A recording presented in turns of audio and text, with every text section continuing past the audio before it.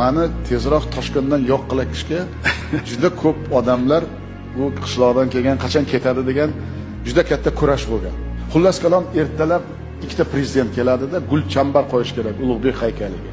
10 takam 7 da menga telefon bo'lyapti qabulxonamdan. Shavkat Miramonovich, голову Улугбека снесли deyapti. Я говорю, какую голову? Какой еще Улугбек? Памятнику голову снесли. Shunday tayinlanganki soat 10 takam 10 da kortej keladi, prezident keladi, Eron prezidenti bilan haykalda kallasi bo'lmaydi, shu bilan Mirziyoyev ham kallasi ketadi degan. Xullas kalom bordim, 7 dan 20 ta o'tganda yetib bordim. 10 soat 10 da kelish kerak ikkita prezident. Haykalda kallasi yo'q haqiqatda. Gipsda bo'lganda u haykal. Endi men tushundim kim qilganini. Bular kichkina odam qilmaydi, nimaga desangiz u haykal bir kun prezident kelishdan oldin axronaga olinadi. Uni alohida tashkilotlarda o'zi shu Mirziyoyevni yo'q qilaman deb haykalni kallasini olib tashlagan.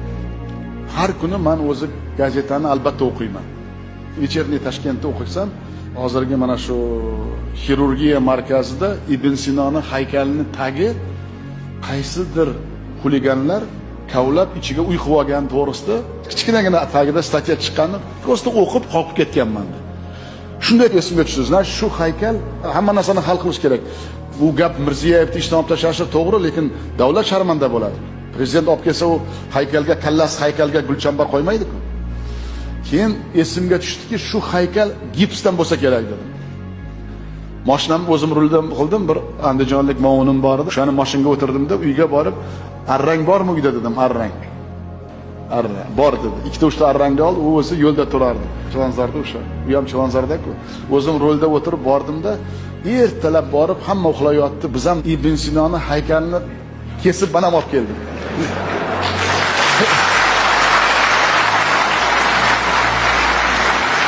Endi Xudo deyman, siz eslatdingiz, esimga tushdi. Shu haykal tushib ketmasin. Olib kelsam, haykal sal teshigi katta ekan, biz qilgan Ulug'bekning haykali, bu gavdasi, u haykal sal tushib ketgan bo'ldi. Men keyin gipsdan sharf qildim. 1,5 soatda. Xullas kalom esimni birinchi movuni 10 takam 9 da keldida, ular endi 100% meni ishdan olishga keldi. Где голова Улугбека dedi, menga qarab gapiryapti, haykalga qaramaydi. Где голова dedi menga. Shunday qarasa haykal turibdi. Haykal ham turibdi, kalla ham turibdi. Men nima demoqchiman? Mana yoshlar o'tiribdi. Bu kunga kelish o'zidan o'zi oson bo'lmaydi. Bu kurash bu.